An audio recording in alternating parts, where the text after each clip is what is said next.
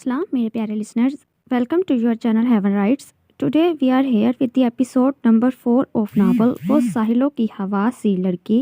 So let's get started. वो flat में दाखिल हुआ तो साइम भी साथ था और गार्ड्स फ्लैट के बाहर ही रुक गए थे.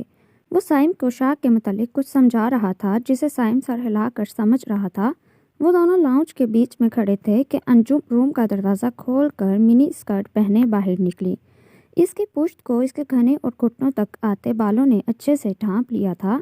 दुरैद की नज़र इस पर पड़ी तो जहन 2 साल पीछे गुजरे एक मंजर में खो गया. इन घने बालों में बल डाले इसकी पुश्त छपाक से इसकी आंखों में उतरी तो दुरैद का खून खोल गया. वो बड़े बड़े कदम उठाता अंजुम तक पहुंचा और इसके सिल्की लंबे बालों को हाथ की सख्त मुट्ठी में शिद्दत से जकड़ लिया, जबकि अंजुम इस अचानक आफताब पर बिलबिला ही गई. ऐसा मालूम हो रहा था कि इसकी सर की जड़ों से कोई बाल उखाड़ रहा. ये बाल कैसे बढ़े तुम्हारे? वो इसके कान के करीब फुनकारा, जबकि साईं अंजुम पर फातिहा पढ़ता चुपके से बाहर निकल गया. वक्त साईं, बाल बढ़ गए खुद ही. अंजुम तकलीफ की शिद्दत से तड़प ही गई. पहले दिन ही तुम्हें मैंने बावर करवा दिया था, मुझे तुम्हारे बड़े हुए बाल नहीं चाहिए. फिर मेरे हुक्म के खिलाफ जाने की जुर्रत कहाँ से आ गई? मेरे टुकड़ों पर पलने वालों में. वो गुर्राया तो अंजुम सहम गई. साईं, तकलीफ हो रही है. वो नम आंखों से रूहानी लहजे में बोली तो दुरैद ने इसे दूर झटक दिया और अंजुम फर्श पर जा गिरी. वाह, तुम्हारी मखलूक को भी तकलीफ होती है. एक झटके से इसके नातवा वजूद को खींचकर इसने अपने बाजुओं की चट्टानों जैसी सख्ती में जकड़ लिया, जबकि अंजुम को अपनी पसलियाँ टूटती हुई महसूस हुई. वो सिसक उठी. दूसरों को तकलीफ की सूली पर चढ़ाकर ढकोसले करती हैं सालियाँ कि इन्हें सबसे ज़्यादा तकलीफ़ हो रही है. वो गुस्से से इसे अपनी वहशीपन का निशाना बना रहा था और जब अंजुम की सिसकियाँ बुलंद होने लगीं, इसने इसके बालों से पकड़ कर सर ऊपर किया.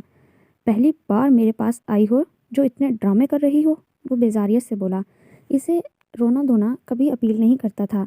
इतनी तकलीफ़ पहली बार हुई है साईं? क्या आज फिर से इसकी याद ताज़ा हो गई है? अंजुम बेदर्दी से मुस्कुराई. इसके पेशी में तकलीफ़ की कदर नहीं थी, तभी वो मुस्कुराई थी. और दूसरी सबसे अहम बात, दुरैद वक्त इस तवाइफ ज़ादी की धड़कनों में खुशबू की तरह उतर गया था. अगर तुम मरना चाहती हो तो आराम से कह दो. इसने सख्ती से इसकी नाजुक गर्दन को दबोचा. आह, इसकी आंखें फैल गईं, जबकि अब मुस्कुराने की बारी दुरैद की थी. इसने अंजुम को अपने शिकंजे से आज़ाद किया और सोफे पर टिक गया, जबकि अंजुम अपने बाजू को सहलाती से देखने लगी. साईं, मेरा जो सामान दे कर गया है वो ले कर आओ. दुरैद के आर्डर पर वो मरे मरे कदमों से किचन की जानिब बढ़ी. दुरैद की वजह से वो भी अक्सर ड्रग्स यूज़ कर लेती, मगर इसे बिल्कुल पसंद नहीं था कि दुरैद पिए और ये ड्रग का इस्तेमाल करे.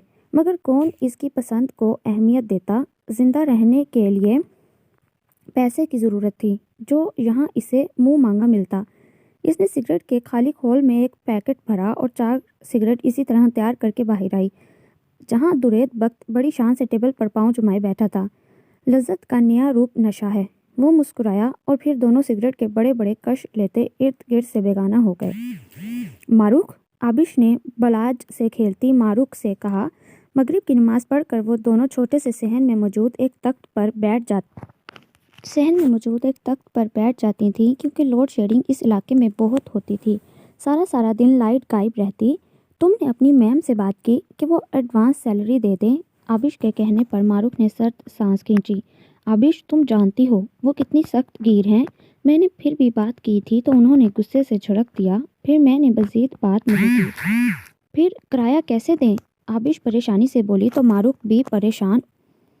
दोनों की ही नज़रें बलाज पर थीं, जो तख्त पर लेटा हाथ पाँव चला रहा था. वो इतना प्यारा था कि देख कर खुद ब खुद दिल खींचता था. आबिश, मारूख ने कुछ सोचते हुए अचानक ही पुरजोश लहजे में इसका नाम पुकारा. आबिश ने सवालिया नज़रों से इसकी तरफ देखा. वो आंटी थी ना जिन्होंने बलाज के इलाज में मदद की थी? हम इनसे रब्ता कर लेते हैं. तुम पागल हो गई हो? ऐसे कैसे हम अपने मसले में किसी तीसरे को शामिल करें? और हम लोगों में दिलचस्पी नहीं थी इन्हें, तभी वो दोबारा पलट कर नहीं आई. आज 1 हफ्ता होने को आया है. इस बात को आबिश ने इसे हकीकत का आईना दिखाया तो मारूख का चेहरा मुरझा गया और कुछ ही देर में होने वाली दरवाजे पर दस्तक पर वो दोनों ही चौंक गई. रियाज छिछोरा आया होगा. फिर से वो अजीबो गरीब हरकतें करेगा. तुम दरवाज़ा ना खोलो। मारूफ ने आबिश का हाथ पकड़ कर रोका। आबिश खुद भी खौफजदा हो गई। वो किरायादार है, इसका हक है किराया मांगना, हम मुंह नहीं मोड़ सकते। आबिश कपकपाते लहजे में बोली, ठीक है फिर तुम यहाँ बैठो, मैं देखूं इस रियाज के बच्चे को। मारूफ आबिश का खौफ से रंग उठता चेहरा देख कर गुस्से से उठी और लकड़ी का दरवाज़ा खोल दिया। हस्बे तवक्को रियाज अपने पूरे दांतों की नुमाइश किए खड़ा था। क्यों आए हो? मारूफ ने गुस्से से पूछा। मारूफ जी, प्यासा कुएं के पास खुद आता है। वो सर खुजाता अंदर झांकने की मुकम्मल कोशिश कर रहा था। देखो, तुम्हें तुम्हारा किराया मिल जाएगा, अब जाओ। मारूफ ने अपने ताईं बात ख़त्म करके दरवाज़ा बंद करना चाहा, मगर रियाज ने दरवाजे में पाँव अड़ा लिया और एक झटके से पाँव की ठोकर से दरवाज़ा खोल दिया। अरे कैसा किराया? कहाँ का किराया? भला अपनों से भी कोई किराया लेता है? वो अपनी गंदी नज़रें आबिश के वजूद पर गाड़ता तख्त पर बैठ गया और बिलाज के नरम सफ़ेद गालों पर हाथ फेरा। इसके हाथ की हरकत पर आबिश का वजूद लरज़ ही गया। इसने जल्दी से आगे बढ़कर बिलाज को अपनी गोद में भर लिया। दिल कांप रहा था। किराया दो मेरा। रियाज ने गुस्से से आबिश की हरकत को इग्नोर करते कहा। अभी नहीं है, हम आपको कुछ दिनों में दे देंगे, वह बमुश्किल बोली। ओ बीबी, बहुत दिन से तुम्हारा ये ड्रामा सुन रहा हूँ। किराया दो वरना निकलो मेरे घर से। रियाज पल में अपनी असलियत पर उतरा था। किराया नहीं है, अभी सुना नहीं तुमने? मारूफ हप के गुस्से से बोली। इसे आबिश पर इस वक्त बहुत गुस्सा आ रहा था, जो इतनी कमज़ोर थी कि एक लफ्ज़ भी बोला नहीं जा रहा था। बस रोना बेहतरीन मशगला था। बहुत नहीं बोल रही तुम? रियाज मारूफ की तरफ बढ़ा और इसे ऊपर से नीचे तक देखा। मारूफ का दिल खौफजदा हुआ। वैसे अगर तुम दोनों मेरे साथ मेरे धंधे में शामिल होती हो तो तुम्हारा किराया सारी ज़िंदगी के लिए मुआफ़, बल्कि जितना पैसा बनेगा 70 मेरा, 30 तुम दोनों का। बहुत ऐश करोगी। वो मुस्कुराया और बड़े लोफराना अंदाज में मारूफ के कंधे पर हाथ फैलाना चाहा कि मारूफ का दिमाग ही झटक गया। मारूफ का दिमाग झुंझला गया। बगैर सोचे समझे इसने रियाज के गाल को अपने थप्पड़ से सुर किया। मारूफ! आबिश चीखी थी, जबकि रियाज तो अपने आपे में ही ना रहा। इससे पहले वो मारूफ को काबुल करता, मारूफ ने ज़मीन पर दरवाजे के पास पड़ी ईंट इसके सर पर दे मारी। रियाज की दर्दनाक चीख बुलंद हुई और इसकी चीख से बलाज भी रोने लगा, जबकि आबिश खौफ व वहशत से ये सब कार्रवाई देख रही थी। चलो यहाँ से। ज़मीन पर कराहते रियाज को देखते हुए मारिक ने आबिश को झंझोड़ा। ये क्या किया है तुमने? हम इनको कैसे छोड़ सकते हैं? आबिश इसके सर से भल भल खून निकलते देख कर बोली। आबिश, अगर मेरी और अपनी इज्जत की ज़रा सी भी परवाह है, जल्दी निकलो यहाँ से। मारूफ का वजूद खुद कपकपा सा गया। न जाने ये कुव्वत इसमें कहाँ से आई थी। वो दोनों बगैर वहाँ से कुछ लिए बाहर निकलीं और तेज़ तेज़ कदमों से तकरीबन भागते हुए वहाँ से दूर निकल गईं। गली से रोड पर निकलते हुए उन्होंने अपने घर में लोगों को दाखिल होते देखा तो रंग खौफ से जर्द पड़ गया, मगर तेज़ गाड़ी का हॉर्न सुनकर दोनों उछल सी गईं। अरे बच्चों, आप लोग कहीं जा रही हैं? शगुफ्ता बेगम की नरम आवाज़ इस वक्त दोनों को ही तक़वियत दे गई। तशक्कुर भरी नज़रों से दोनों ने इन्हें देखा। दिल किसी खौफजदा चिड़िया की तरह कांप रहा था। इनके चेहरे के उठते रंगों और आंखों में आंसुओं से शगुफ्ता बेगम को किसी गड़बड़ का एहसास हुआ। वो आज इनसे मिलने ही आई थी, मगर रोड पर इन दोनों को खड़ा देखकर गाड़ी इनके करीब रुकवा ली और अब इन दोनों की हालत देखकर उन्होंने दोनों को गाड़ी में बैठने का कहा। वो दोनों ही झट गाड़ी में सवार हो गईं और शगुफ्ता बेगम के इशारे पर गाड़ी सुस्त रफ्तार से रोड पर चलने लगी। जैसे जैसे वो गली से दूर हो रही थीं, दोनों की ही जैसे रुकी हुई सांसें बहाल हुईं। खैरियत है? आप दोनों कुछ परेशान सी लग रही हैं। उन्होंने दोनों की तरफ देखा। आबिश ने कुछ कहने के लिए मुंह खोला कि मारूफ फ़ौरन बोली, प्लीज़ आबिश, झूठ मत बोलना। इसकी आंखों से बिलाखिर आंसू की लड़ी टूट ही पड़ी। अरे हुआ क्या है? आप दोनों मुझे भी परेशान। जो खुद रोने का इरादा बांध चुकी थी और साथ साथ बलाज साहब भी मुंह बसोरने लगे हुए थे। और फिर आबिश अपनी इज्जत नफ्स को एक तरफ रखती इन्हें सब कुछ बताती चली गई। आप दोनों का कोई रिश्तेदार नहीं है? शगुफ्ता बेगम ने पूछा कि अगर वो चाहें तो वो इन्हें इनके किसी भी रिश्तेदार के हाथ छुड़वा सकती हैं। नहीं, दोनों ने यक ज़ुबान जवाब दिया। गाड़ी में खामोशी सी छा गई। बड़े बेटे हवेली चलें, शगुफ्ता बेगम ने ड्राइवर से कहा और फिर दोनों की तरफ देख कर मुस्कुराईं। तुम दोनों मेरे घर में रहोगी? انہوں نے پیار سے پوچھا، جبکہ دونوں ہی حیرت سے انہیں دیکھنے لگیں۔ نہیں، ہم ایسے کیسے آپ پر بوجھ بنے؟ ہم آپ کی ذمہ داری نہیں ہیں، آبش نے کہا۔ معروف نے بھی اس کی تائید کی۔ آپ ہمیں کوئی ایسی جگہ بتا دیں جہاں پر ہمیں مناسب کام مل جائے اور کرائے کا گھر بھی، معروف نے کہا تو شگفتہ بیگم مسکرا دیں۔ ٹھیک ہے، تم دونوں میرے گھر پر کام کرنا اور انیکسی میں رہ لینا۔ انہوں نے جھٹ دوسرا حل نکالا۔ دل میں کہیں چبھن ضرور ہوئی، کہاں وہ دونوں اپنے گھر، اپنی جنت میں اپنی مرضی سے رہنے والی خوش باش لڑکیاں زندگی نے کیسے دھول چٹائی تھی کہ اب وہ کسی کے گھر پر کام کرتی۔ مگر یہ تو زندگی ہے نا، اچھے اچھوں کو دھول چٹا دیتی ہے۔ حالات کے پیش نظر دونوں کو ہی حامی بھرنی پڑی اور یوں زندگی کا چکر آبش شہریار کو درید بخت کے در پر لے آیا۔ شگفتہ بیگم نے ان دونوں کا گھر میں تعارف کرا دیا۔ گھر میں نئی 2 کام کرنے والیوں کا اضافہ ہو گیا، تبھی کسی کو کچھ خاص فرق نہیں پڑا۔ وہ دونوں انیکسی میں شفٹ ہو گئی تھیں، وہاں پر ان کی ضرورت کی ہر شے موجود تھی۔ شگفتہ بیگم ان کے لیے کسی فرشتے سے کم ثابت نہیں ہوئی تھیں۔ وہ دونوں ہی ان کے اس احساس کو کبھی فراموش نہیں کر سکتی تھیں۔ اس کڑے وقت میں اگر وہ ان کی مدد نہیں کرتی تو نہ جانے وہ دونوں کہاں خوار ہو رہی ہوتی۔ وہ 2 دن بعد گھر آیا۔ صبح 10 بجے کا وقت تھا۔ تمام مرد حضرات ڈائننگ ٹیبل پر ناشتہ کر رہے تھے۔ چونکہ ڈائننگ ٹیبل سے ہال روم صاف نظر آتا تھا، تبھی اس کی آمد سے سب ہی باخبر ہو گئے۔ کسی کی بھی طرف دیکھے بغیر اس نے اپنے کمرے کا رخ کرنا چاہا کہ ماں کے ٹوکنے پر رک گیا۔ اس وقت اسے نیند کی شدید طلب ہو رہی تھی۔ وہ کسی سے بھی بات نہیں کرنا چاہتا تھا، مگر وہ رک کر ماں کو دیکھنے لگا۔ بیٹا آؤ، ناشتہ کر لو، انہوں نے پیار سے کہا تو خلاف توقع وہ چپ چاپ ان کا حکم مانتے ڈائننگ ٹیبل پر آ گیا۔ سب خاموشی سے ناشتہ کر رہے تھے۔ چیئر کھینچ کر وہ بہت ٹائم بعد اپنی مخصوص جگہ عین دادا جان کے چیئر کے برابر میں بیٹھا ہی تھا کہ راحت صاحب ایک جھٹکے سے چیئر چھوڑ کر کھڑے ہو گئے۔ اس نے ایک نظر اپنے باپ کو دیکھا جس کے چہرے پر سختی اور سنجیدگی کے ملے جلے تاثرات تھے، اور پھر لبوں پر آپ ہی آپ دل جلانے والی مسکراہٹ ابھری۔ بہت سے لوگوں کو اس کا یہاں بیٹھنا ناگوار گزرا تھا اور اس میں سر فہرست اس کا باپ تھا۔ دادا جان نے خشمگین نظروں سے راحت صاحب کی طرف دیکھا۔ بیٹھ جاؤ راحت، وہ دل جمی سے ناشتہ کر رہا تھا۔ دادا جان کو بھی اس کے انداز ایک آنکھ نہیں بھاتے تھے، مگر ان کا دل اب بھی درید بخت میں اٹکا ہوا تھا۔ وہ اس سے قطع کلامی تو کر چکے تھے، مگر دل میں اس کے لیے ابھرتے جذبات کو کبھی نہیں مٹا سکتے تھے۔ نہیں بابا جان، میں حرام خوری کرنے والوں کے ساتھ ایک لمحے کے لیے بھی نہیں بیٹھ سکتا۔ انہوں نے ضبط سے اس کی طرف دیکھا جو بے پرواہ سا تھا، ہر چیز سے بے نیاز۔ نہ جانے اس قدر ڈھٹائی کیسے آ گئی تھی اس میں۔ ہاں، یہاں تو بڑے حلال خوری کرنے والے بیٹھے ہیں۔ جوس کا گلاس لبوں سے لگاتے ہوئے وہ مزے سے بولا اور ان کی طرف مسکراتے ہوئے دیکھا۔ بکواس بند کرو اپنی، وہ ایک دم دھاڑے، جبکہ ان کی داڑھ پر اس پر 1 انچ بھی اثر نہ ہوا۔ دادا جان نے گہرا سانس بھرا۔ باقی سب بھی ناشتہ چھوڑ کر ان کی طرف متوجہ تھے۔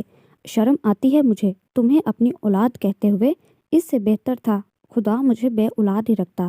انہوں نے اس کے سامنے سے ناشتے کی پلیٹ کھینچ لی۔ اس کا پرسکون انداز ان کے تن بدن کو سلگا گیا۔ کیا کچھ نہیں فیس کر رہے تھے وہ اس کی وجہ سے۔ درید کا ہاتھ تھم گیا، چہرے کے تاثرات سنجیدہ ہو گئے، جبکہ راحت صاحب کے الفاظ ماں کے دل پر پڑے تھے۔ یہ کیا کہہ رہے ہیں آپ؟ انہوں نے راحت صاحب کو روکنا چاہا، جبکہ وہ بے دردی سے ان کا ہاتھ جھٹک چکے تھے۔ اللہ کے سامنے رو رو کر بھلائی کی دعائیں مانگنے سے تمہارا بیٹا سدھر نہیں جائے گا؟ زانی، شرابی، عیبی، جواری، خیر سے وہ سب خصوصیات ہیں برخوردار میں کہ خدا بھی معاف نہ کرے۔ اس سے کہہ دو دور رہے میری نظروں سے، ورنہ قتل کر دوں گا اس کا میں۔ کہیں منہ دکھانے کے قابل نہیں چھوڑا، وہ بھی صرف ایک بے ضرر لڑکی کی وجہ سے، بزدل کہیں گا۔ وہ اپنی بڑاس نکالتے ایک نفرت بھری نظر اس پر ڈال کر ہال سے باہر نکل گئے۔ شگفتہ بیگم نے تعصب سے اس کی پیٹھ کو دیکھا۔ دادا جان نے بھی افسوس سے اپنے ہر دل عزیز پوتے کو دیکھا جو سر جھکائے بیٹھا تھا۔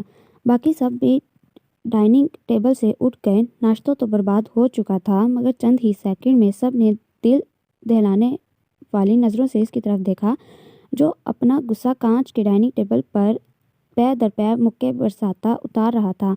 درید، ماں تڑپ کر اس کی طرف بڑھی۔ دادا جان نے بھی اس کو پکارا، مگر وہ تو جیسے بہرا بن گیا۔ اس کے ہاتھ میں کانچ کے ٹکڑے ٹوٹ کر پھنس گئے، خون سے سارا ہاتھ سرخ پڑ گیا۔ مت کرو ایسا بخت میری جان، ماں نے اس کے ہاتھ کو تھاما۔ پاگل ہو گئے ہو تم؟ حیدر نے غصے سے اس کے ہاتھ سے نکلتے خون پر ہاتھ رکھا، جسے وہ جھٹکتا ہوا گھر سے ہی باہر نکل گیا۔ ماروک بھاگ کر انیکسی کی طرف آئی کہ کہیں وہ اسے دیکھ ہی نہ لے۔ اس کا پورا وجود درید بخش کو اپنے سامنے دیکھ کر کانپ اٹھا تھا اور اوپر سے اس کا جنونی انداز، دل سہم سا گیا تھا۔ اس نے جلدی سے انیکسی کا دروازہ بند کیا اور آبش کی طرف بڑھی جو بلاج کے کپڑے چینج کر رہی تھی۔ آبش نے ہی ماروک کو گھر کی طرف بھیجا کہ وہ اب اگر یہاں آ ہی گئی تھی تو ہاتھ پر ہاتھ دھر کر تو بیٹھے سے رہے، کیونکہ کل سے اب تک انہیں کسی بھی کام کے لیے نہیں بلوایا گیا تھا۔ تبھی آبش نے ماروک کو شگفتہ بیگم کے پاس بھیجا کہ اگر کوئی کام ہو تو وہ ان کی مدد کر سکے۔ کیا ہوا ہے؟ وہ پریشانی سے اٹھی۔ اب تو ہر وقت دل میں دھکڑ پکڑ لگی رہتی تھی۔ وہ وہاں، وہ میں ابھی، وہ ہے۔ ماروک بے ربط سا بولنے لگی جو آبش کو خاک بھی سمجھ نہ آیا۔ کیا ہوا ہے ماروک؟ ٹھیک سے بتاؤ، ہمارا دل بیٹھا جا رہا ہے۔ آبش نے اس کو بازو سے پکڑ کر جھنجھوڑ ہی دیا۔ آبش، یہ سید درید بخش کا گھر ہے۔ یا اللہ، ہم کہاں آ گئی ہیں؟ میں نے ابھی اسے دیکھا ہے، اس کے ہاتھ سے خون، وہ پاگل ہے۔ آبش کی گرفت اس کے بازوں پر ڈھیلی پڑ گئی۔ مارو خود بھی خوفزدہ سی اس کو دیکھنے لگی جس کے چہرے کا رنگ بالکل زرد ہو گیا۔ آبش کے وجود میں شدید نفرت کی لہر اٹھی۔ یہ وہ واحد شخص تھا جسے آبش شہریار نفرت کرتی تھی، شدید نفرت۔ اس کی وجہ سے شہریار اس کی زندگی سے چلا گیا تھا۔ اس کی بددعائیں شہریار کو اس سے چھین چکی تھیں، مگر اس کے نام کا خوف، وہ اس خوف سے کبھی آزاد نہیں ہو سکی تھی۔ وہ پیچھے بستر پر سر تھام کر بیٹھ گئی۔ اگر نفرت کو دیکھتی تو ایک لمحے میں اس شخص سے بہت بہت دور چلی جاتی، اور اپنے بیٹے کو دیکھتی تو اس وقت پیسے کی قلت اور خوراک کی کمی اس کے بلاج کی جان لے سکتی تھی۔ اور معروف کہاں لے کر جائے گی وہ اسے؟ اس گھر کے علاوہ کوئی ٹھکانہ نہیں تھا۔ اس نے جیسے بے دردی سے اپنے دل کی آہو بقا کو کچلا اور آنکھوں سے گرتے آنسوؤں کو گالوں پر سے رگڑا۔ شہریار کی یاد شدت سے آئی۔ کاش وہ ہوتا تو وہ اس کے سائے میں پرسکون سی رہتی، مگر وہ نہیں تھا۔ حقیقت یہ تھی، اسے معروف کو دیکھا جو اسی کی طرف دیکھ رہی تھی۔ ہمارا مطلب کام سے ہونا چاہیے۔ ارد گرد کون ہے، کیا ہو رہا ہے، اس بات سے فرق نہیں پڑتا۔ اب تم نہیں جاؤ گی، تم بلاج کو سنبھالو، وہاں ہم خود جائیں گے۔ وہ تمام تر ہمتیں مجتمع کرتے بولی تو معروف اس کو دیکھ کر رہ گئی۔ آبش ایک کمزور لڑکی تھی، وہ جانتی تھی، اور اس بات سے آبش خود بھی واقف تھی۔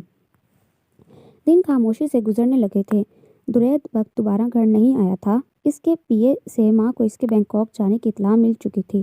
انہیں دکھ بھی ہوا کہ وہ ان سے ملے بغیر چلا گیا، مگر اس کے لیے خیر کی دعا کرتی وہ اپنے رب کے سپرد کر چکی تھیں۔ آبش شگفتہ بیگم کے پاس اپنے لیے کام مانگنے آئی تو انہوں نے اسے ایسا کام سونپا کہ وہ کسی صورت اس کام کی حامی نہ بھرتی۔ وہ خاموشی سے انہیں دیکھے گئی۔ میں جانتی ہوں میں تمہیں عجیب کام سونپ رہی ہوں، اپنے جوان جہاں، اور کوئی شک نہیں، عیاش بگڑے ہوئے بیٹے کی تمام تر ذمہ داری میں تمہیں دے رہی ہوں، مگر یقین مانو میرے پاس اس کے علاوہ کوئی راستہ نہیں۔ وہ خود سے بے پناہ لاپرواہ ہے، اور مجھے تو کیا، کسی ملازم کو اپنے گرد بھٹکنے نہیں دیتا، مگر مجھے یقین ہے تم ایک سلجھی ہوئی لڑکی ہو، تم اس کی ذمہ داریاں خوش اسلوبی سے نبھاؤ گی۔ لیکن اگر تمہیں اس وقت اس کام میں کوئی دقت ہے تو تم انکار کر سکتی ہو، میں برا نہیں مناؤں گی۔ وہ مسکرائیں۔ وہ آبش کے ساتھ کوئی زبردستی نہیں چاہتی تھیں۔ ہم یہاں کام کرنے آئے ہیں اور کام ہماری ضرورت ہے، انکار کا آپشن ہمارے لیے نہیں۔ آپ جو کام کہیں گی ہم وہ پورا کریں گے۔ وہ کڑے دل سے بے تاثر لہجے میں کہتی ان کو خوش کر گئی، جبکہ وجود کی لرزاہٹ اس کے اندرونی حالت کی چگلی کر رہی تھی۔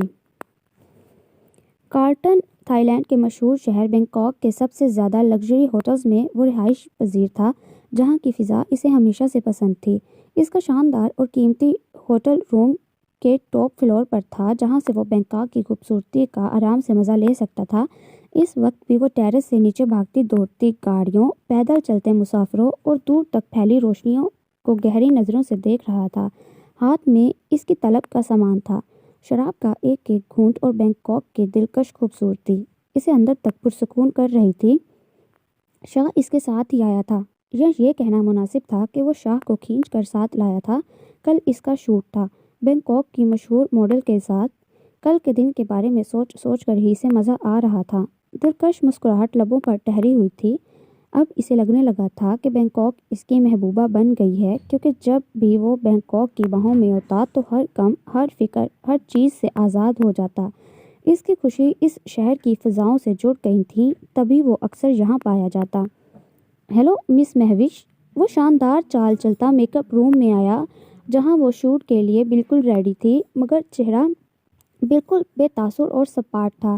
یہ ایک رومانٹک شوٹ تھا اور اسی حساب سے اس کی ڈریسنگ تھی۔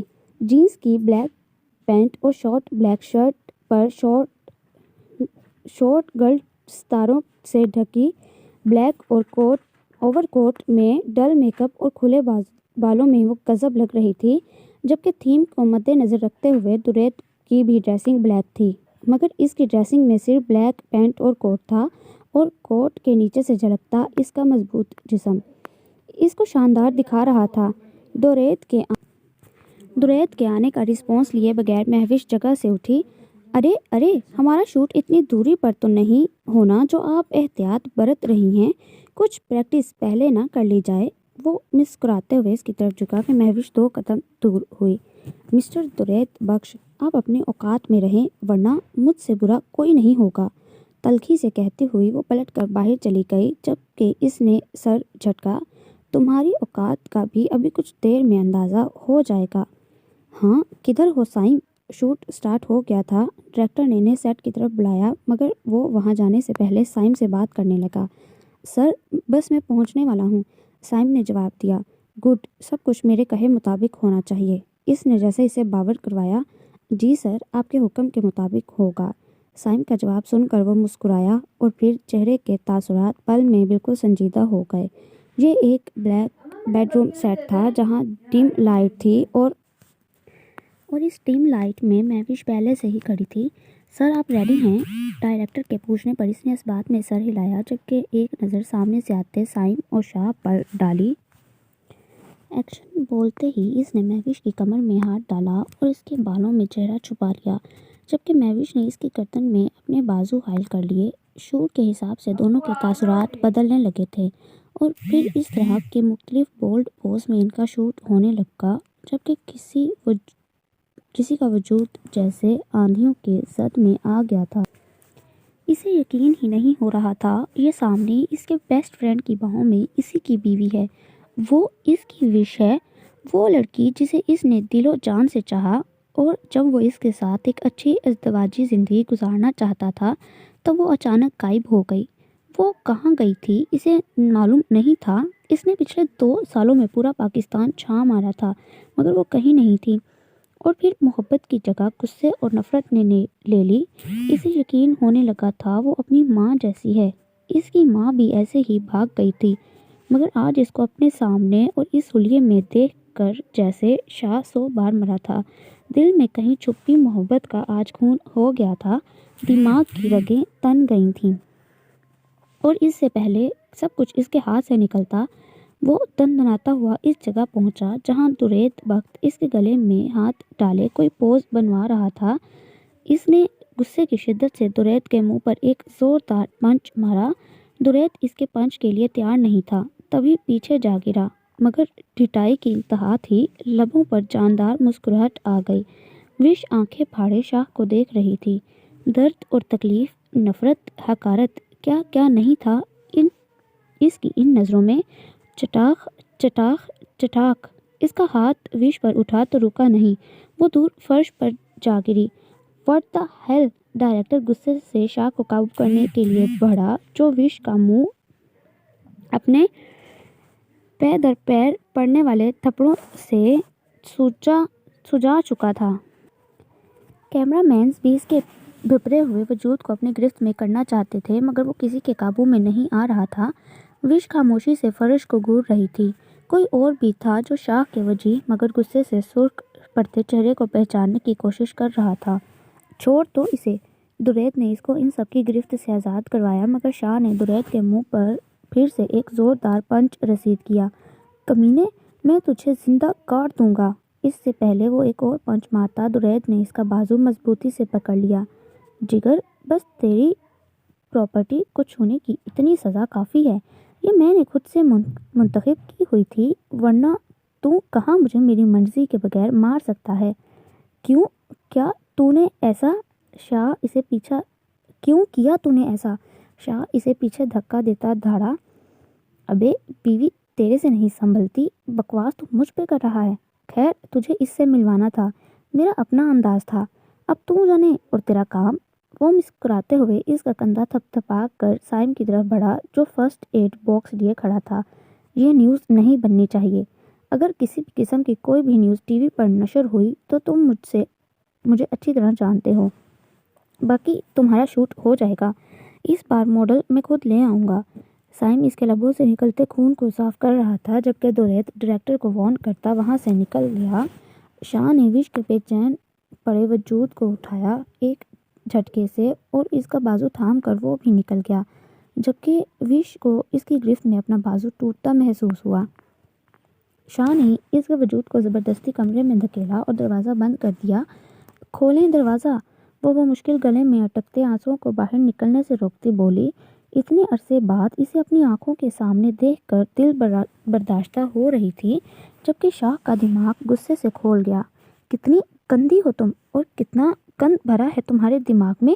مجھے افسوس ہے میں نے کبھی تم سے محبت کی۔ تم نکلی اسی طوائف کی بیٹی، بالکل اسی کے جیسی۔ وہ بھی شوہر کو چھوڑ کر بھاگ گئی تھی، تم نے بھی اس گند کو اپنانے کے لیے مجھے چھوڑا۔ نفرت ہو رہی ہے مجھے اس جذبے سے جو ہمیشہ تمہاری حمایت میں چیختا۔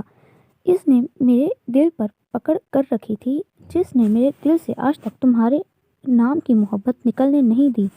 لعنت ہے مجھ جیسے آدمی پر، لعنت ہے۔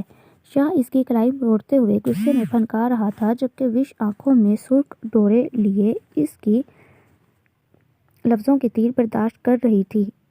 جانے دے مجھے، وہ بس اتنا ہی بولی کہ شاہ نے اس کو جھٹکے سے خود سے دور کیا۔ ہاں چلی جاؤ، بہت دور، مگر جاتے جاتے مکمل آزاد ہو جاؤ کہ آگے تمہیں کوئی قدم اٹھانے میں کسی قسم کی دقت نہ ہو۔ میں تمہیں طلاق دے کر اس نام نہاد رشتے سے آزاد کر دینا چاہتا ہوں، کیونکہ مجھے اپنا نام تمہارے نام کے ساتھ نہیں جوڑنا، اور اگر یہ نام جوڑا رہا تو تم کہیں نہیں جا سکو گی۔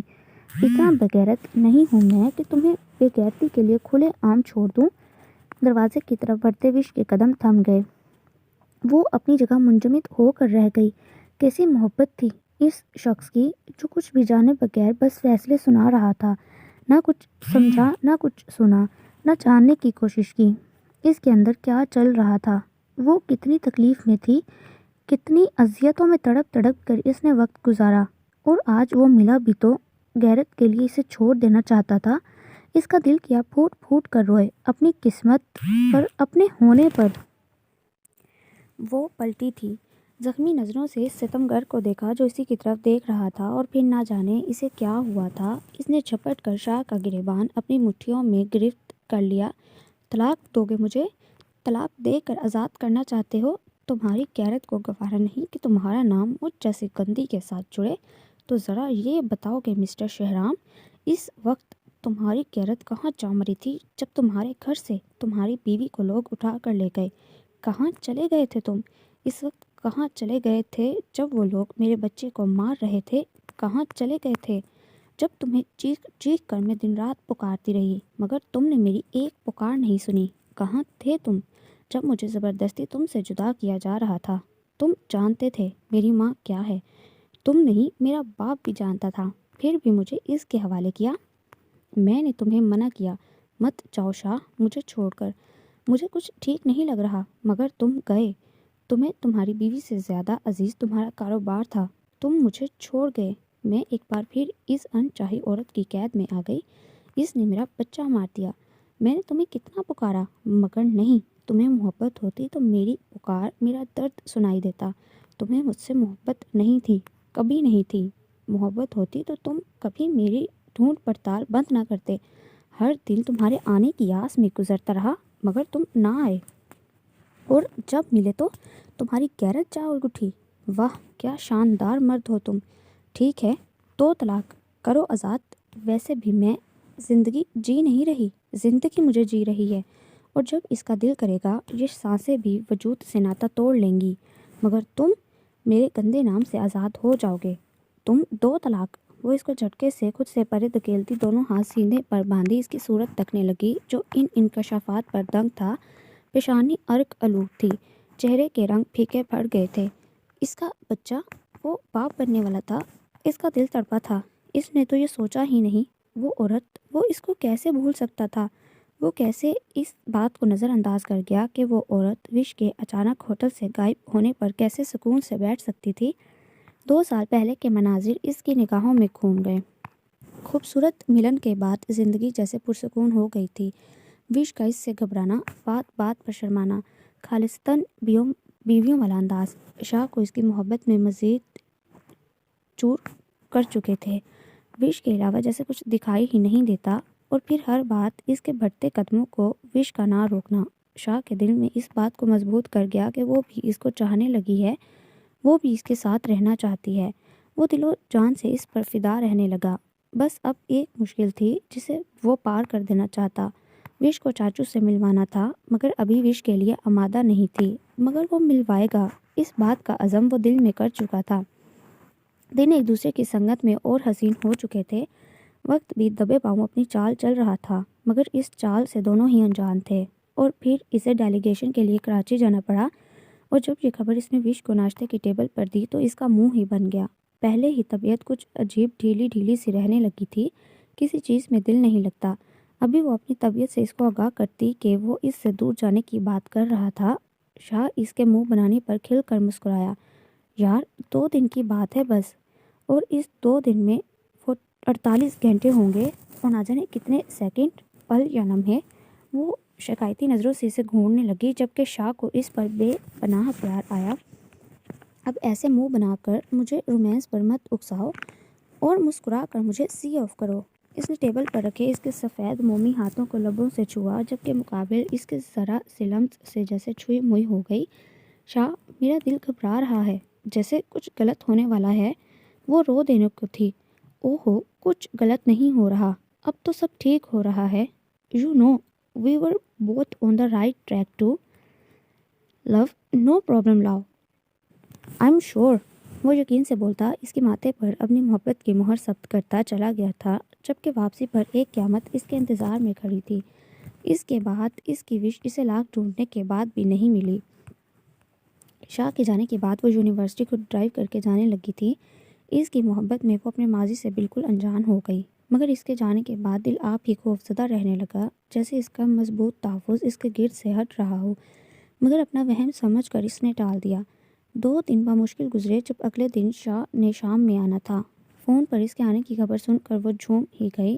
ہاں، اب اسے اس حقیقت کو تسلیم کرنے میں کوئی دقت نہیں تھی کہ وہ شاہ سے محبت کرنے لگی تھی، بے پناہ محبت۔ وہ جلدی سے اپنے روم میں بھاگی تو زور سے چکر آنے پر وہ دروازے کو تام کر کھڑی ہو گئی۔ یہ کیا ہو رہا ہے؟ اس نے پریشانی سے سوچا۔ وجود ایک دم سرد ہو گیا، مگر اپنی تربیت سے انجان وہ اس قیامت پر خوش ہوتی اٹھی اور کمرے میں تیار ہونے کے لیے بند ہو گئی۔ تقریباً 1-1.5 گھنٹے بعد وہ تیاری سے مطمئن ہو کر باہر نکلی۔ پہلی بار وہ اس کے لیے اس انداز میں تیار ہوئی تھی، بلیک کلر کی شارٹ فراک اور گولڈن کیپری پر بڑا سا کامدار دوپٹہ لیے۔ وہ خوبصورتی سے کیے گئے میک اپ میں کوئی پری لگ رہی تھی۔ وہ لاؤنج میں بیٹھ کر اس کے انتظار میں گھڑیاں گزارنے لگی، اور جب انتظار بڑھنے لگا تو ازلی غصہ بھی بڑھنے لگا۔ وہ غصے سے اپنے موبائل کی تلاش میں اٹھی جو کہ کمرے میں تھا۔ تبھی مین ڈور بیل بجی تو اس کا دل زوروں سے دھڑک گیا۔ وہ آ گیا تھا۔ وہ کیا ری ایکشن دے گا اس کو دیکھ کر، سوچ کر ہی اس کا چہرہ سرخ پڑنے لگا تھا۔ دل کی اتھل پتھل ہوتی کیفیت کو قابو کرتی وہ دروازہ کھولنے کے لیے آگے بڑھی، مگر دروازے میں استادہ وجود کو دیکھ کر اس کے قدم لڑکھڑائے۔ وہ 2 قدم دور ہوئی۔ خطرے کی گھنٹیاں اس کے ارد گرد بجنے لگی۔ میری پیاری بیٹی، ہواؤں میں اٹھتی ہوئی زمین کی سیر کرنے چلو گی اپنی ماں کے ساتھ؟ مسکراتی ہوئی وہ اندر داخل ہوئیں۔ ان کے ساتھ ان کے گارڈز بھی تھے۔ وہ بھاگ جانا چاہتی تھی، شاہ کے آنے کی دعائیں مانگتی۔ وہ پلٹ کر کمرے میں بھاگتی، اس سے پہلے اس کو اس کی ماں کے چمچوں نے تھام لیا۔ کہاں بھاگ رہی ہو؟ چھوڑو مجھے، وہ غصے سے بولی۔ وقت پر بھی نظر ڈالی۔ اس نے آنا تھا، وہ آئے گا۔ آنٹی، بہت اس کا ڈرامہ برداشت کر لیا، اب میں آپ کی ایک نہیں سنوں گا۔ میرے کروڑوں کی ڈیلنگ پر لات مار کر یہ پاکستان بھاگ آئی تھی، مگر اب مزید نہیں۔ میں اور یہ آج رات کی فلائٹ سے تھائی لینڈ جا رہے ہیں۔ معظم اس پر گرفت مضبوط کرتا غصے سے ایک ایک لفظ چبا کر بولا تھا۔ ٹھیک ہے، نقصان تو اس نے بہت کیا ہے ہمارا، لے جاؤ تم بھی، 2-3 دن تک آ جاؤں گی۔ وہ اپنے بارے میں فیصلے سن کر حواس بھاگتا ہو رہی تھی۔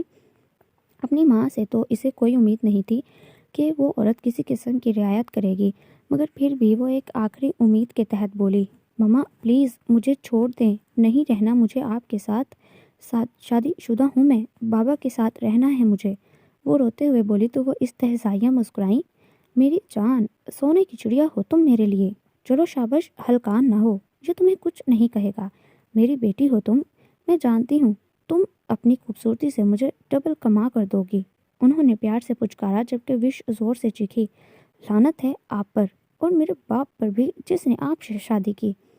انہوں نے گور کر اسے دیکھا، مزید یہاں رکنا خطرے سے خالی نہیں تھا۔ انہوں نے معظم کو سر کے اشارے سے اسے لے جانے کا کہا تو وہ اسے گھسیٹتا ہوا باہر کی جانب لے جانے لگا، جبکہ وش کی چیخیں اور شاہ کے نام کی پکار بڑھتی چلی گئی۔ منہ بند کر اپنا۔ اس سے پہلے آس پاس کے لوگ متوجہ ہوتے معظم نے اس کے چہرے پر زوردار تھپڑ مارا، جس پر بس ایک لمحے کے لیے شاہ کی پکار تھمی تھی، اور پھر وش نے اسے پکارنا شروع کر دیا۔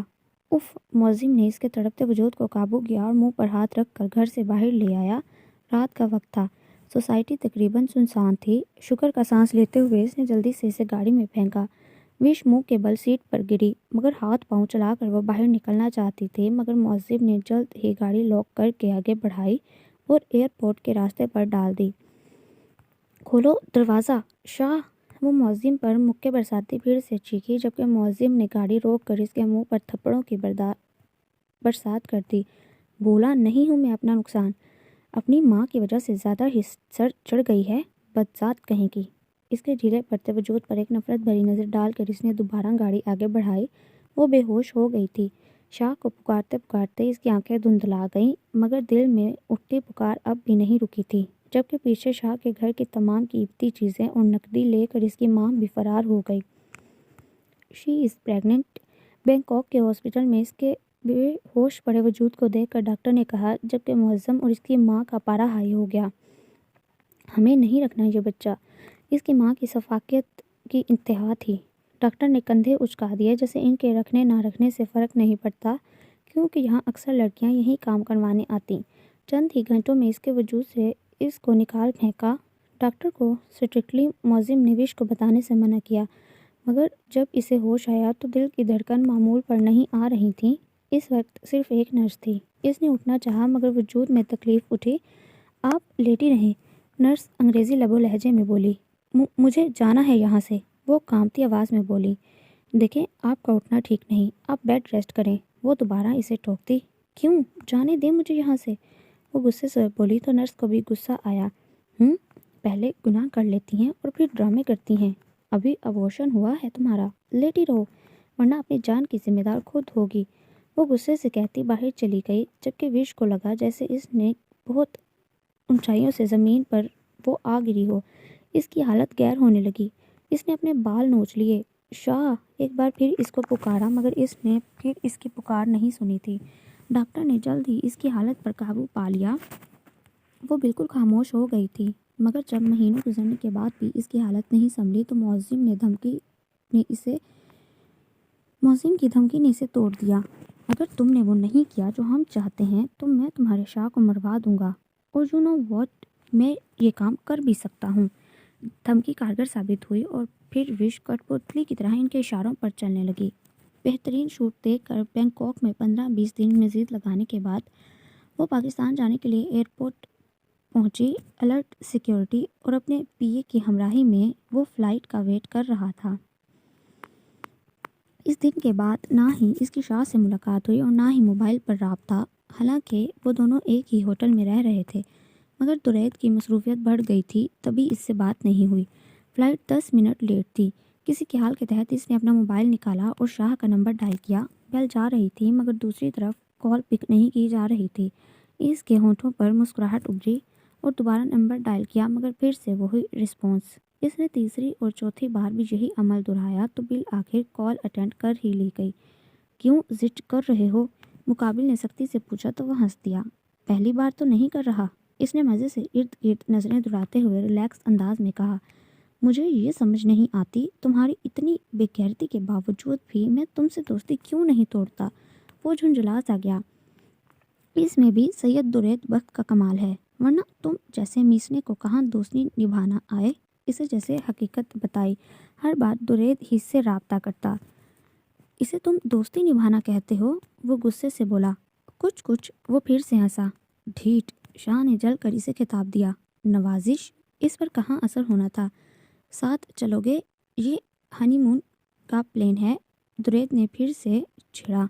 شٹ اپ، وہ میری شکل نہیں دیکھنا چاہتی اور تم ہنی مون پر پہنچ گئے ہو۔ دوبارہ جانا چاہتی ہے وہ اپنی ماں کے پاس، جو اب میں تو نہیں ہونے دوں گا، اور اس عورت کو بھی مزہ چکھاؤں گا کہ وہ یاد رکھے گی۔ میرا بچہ مار دیا اس نے، شاہ غصے سے بھڑک ہی گیا۔ ریلیکس جگر، اس عورت کو ٹھکانے میں لگا چکا ہوں، اس کی فکر مت کر۔ ہاں مگر اب تیری بیوی کو قابو کر کے تو تجھے دینے سے رہا۔ پر شوق لہجے میں کیے گئے فقرے شاہ کا غصہ صفا نیزے پر لے گئے۔ اگلی بار اس نمبر پر رابطہ کیا تو اس موبائل سے نکل کر تمہارا خون کر دوں گا۔ اور کھٹک سے لائن ڈسکنیکٹ ہو گئی جبکہ ایئرپورٹ پر اس کا سحر انگیز قہقہ گونجا۔ بہتوں نے پلٹ کر اسے دیکھا جبکہ وہ نفی میں گردن ہلاتا اٹھ گیا۔ شگفتہ بیگم کی طبیعت کچھ خراب سی تھی، تب بھی وہ ان کے لیے قہوہ بنا رہی تھی۔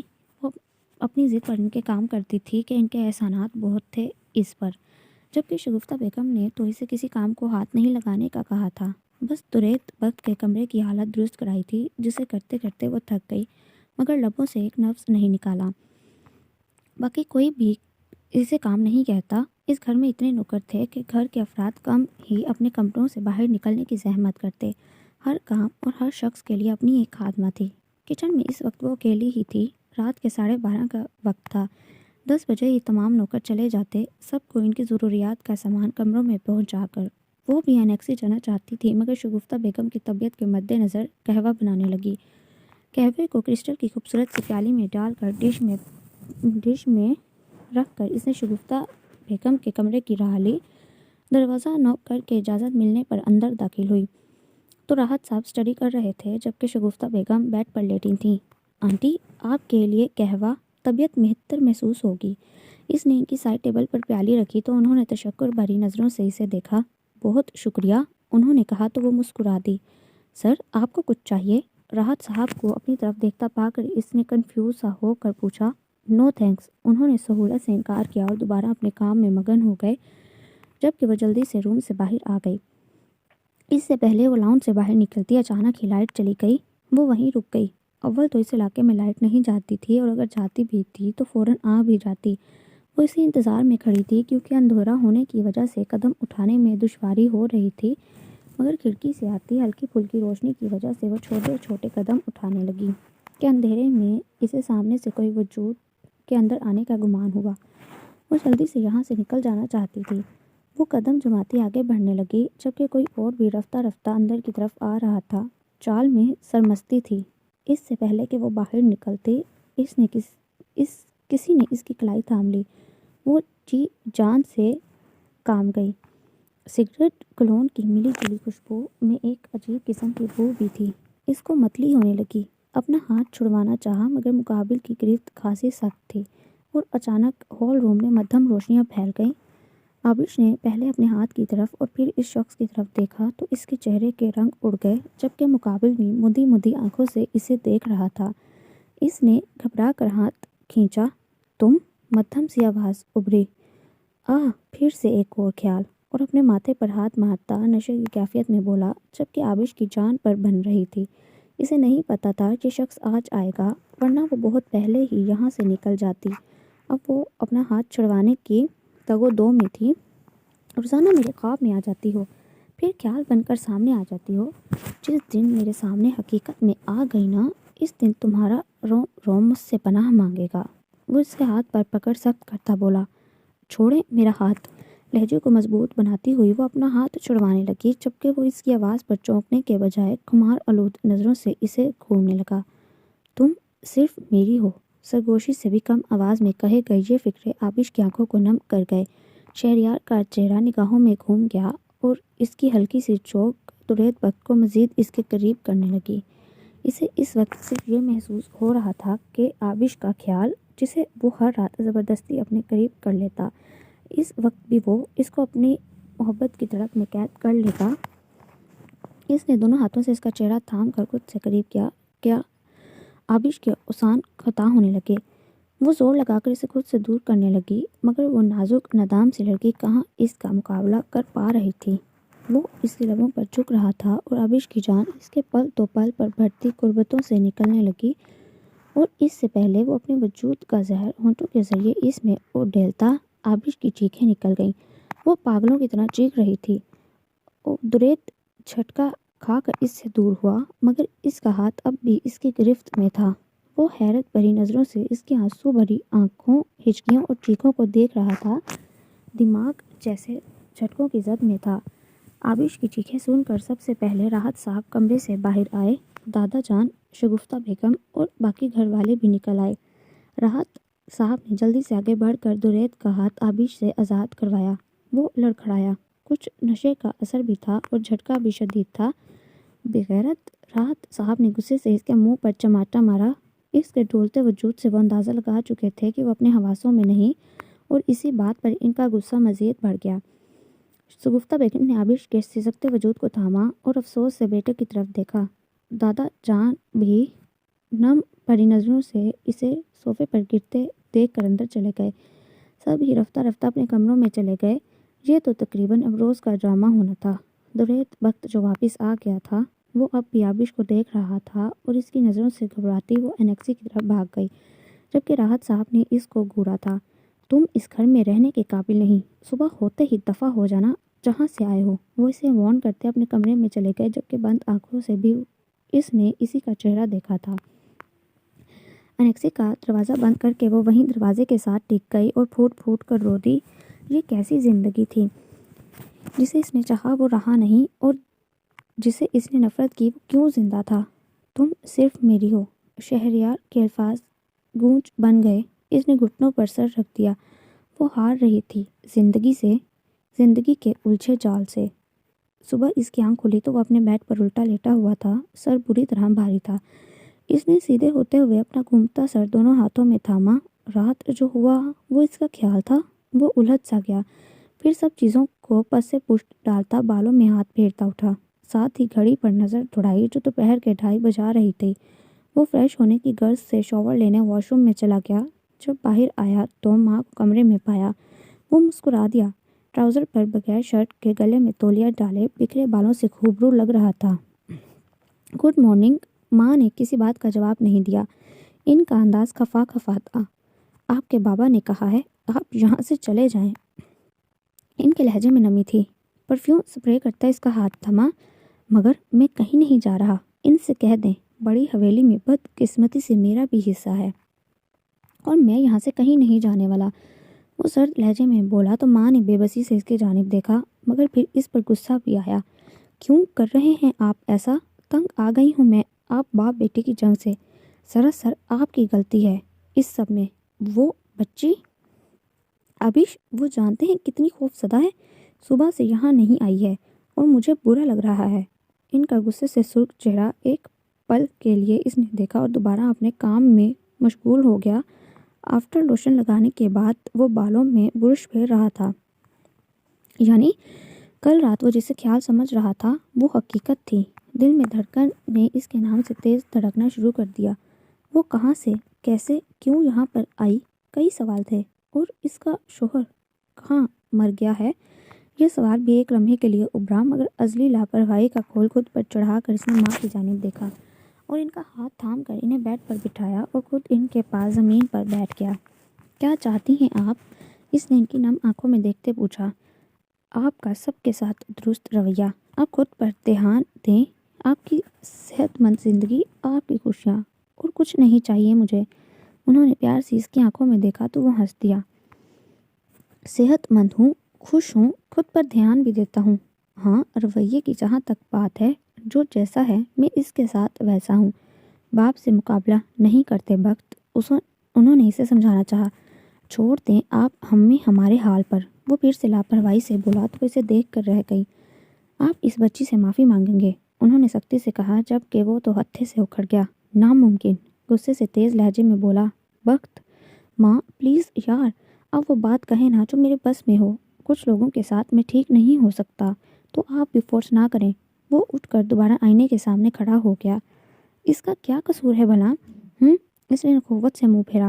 ابھی اس کا کوئی قصور نہیں، بیوہ بچی تھی، ضرورت مند تھی، میں یہاں لے آئی اسے، آپ کے کاموں کے لیے لائی ہوں کہ جب یہاں آپ آتے ہیں تو کسی ملازم کو ارد گرد بھٹکنے نہیں دیتے، تو وہ بچی آپ کے کام اچھے سے سنبھال لے گی، کیونکہ مجھ سے نہیں آپ سنبھلتے اور نہ میری بوڑھی ہڈیوں میں آپ کو سنبھالنے کی ہمت ہے۔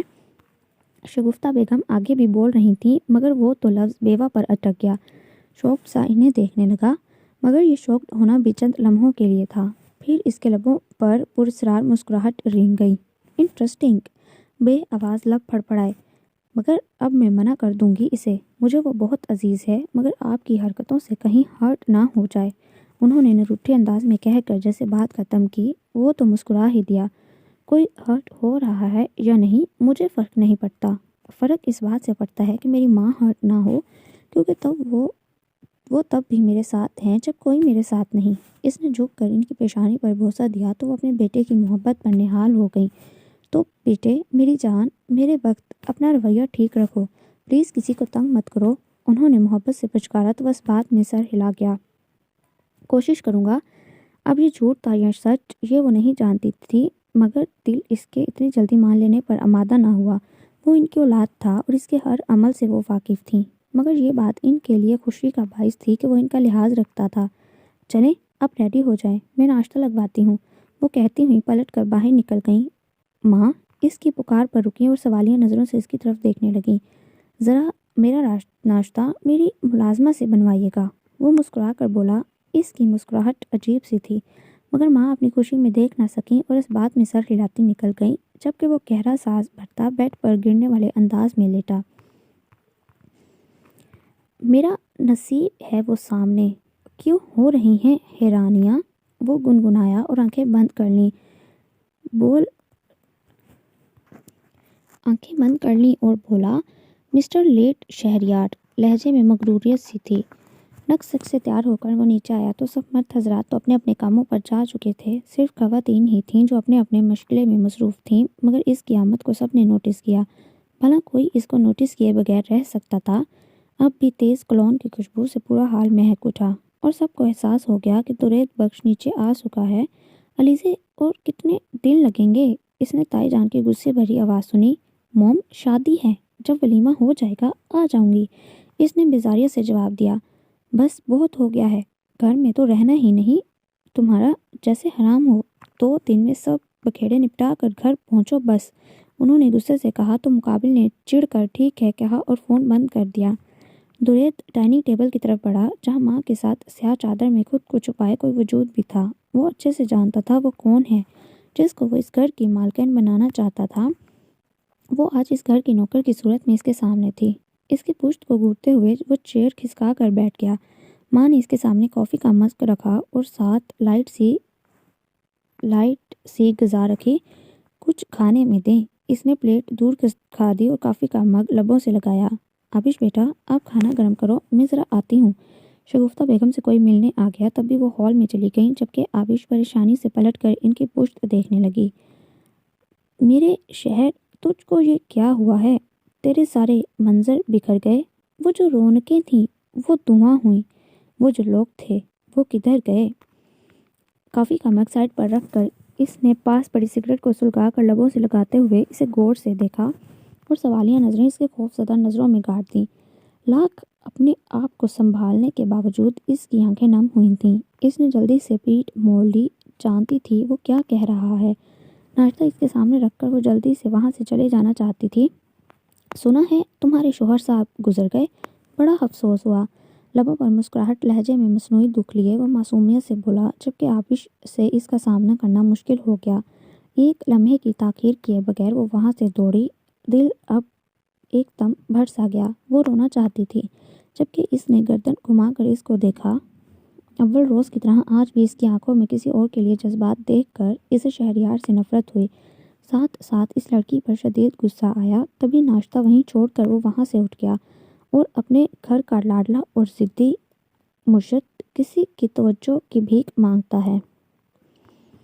Good evening sir. L E D پر نظریں مرکوز کیے اس نے سیل فون اٹھایا جو کافی دیر سے بج رہا تھا۔ ہاں بولو سائن۔ اس نے تقریباً چوتھی بار دروازے کی طرف دیکھا۔ سر دیر از نیوز۔ پروجیکٹ پاکستان میں بہت بڑی فیشن گیلری لگ رہی ہے۔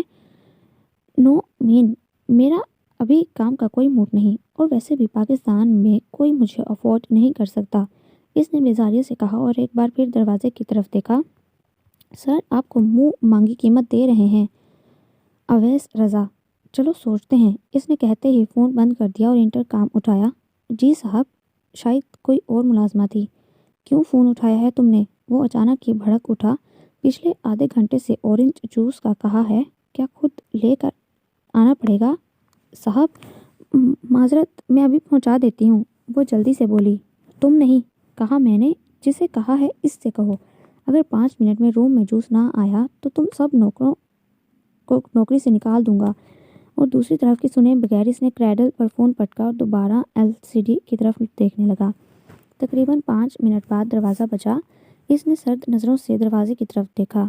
کم آن، ہاتھ میں ٹرے تھامے وہ نہ چاہتے ہوئے بھی اس کے کمرے میں آئی۔ ٹانگوں میں واضح لرزش تھی۔ وہ بیڈ سے کچھ دور ٹرے لے کر کھڑی ہو گئی۔ یہاں رکھ دو۔ اس نے سائڈ ٹیبل کی طرف اشارہ کیا اور خود دوبارہ اسکرین کی طرف متوجہ ہو گئی۔ آبش کی بھی اسکرین کی طرف غیر ارادی نظر اٹھی تھی، مگر اگلے لمحے وہ نظر اٹھنے پر خود کو کوس رہی تھی۔ اس کے ہاتھوں سے پسینے چھوٹنے لگے۔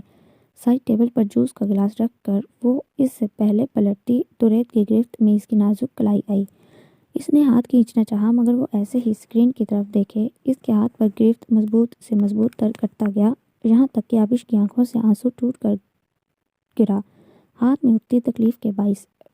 چھوڑیں، وہ آگے کچھ بولتی کہ درید نے ایک جھٹکے سے اسے کھینچ کر قریب ہی بٹھا لیا، جبکہ آبش کے اوسان قطع ہونے لگے۔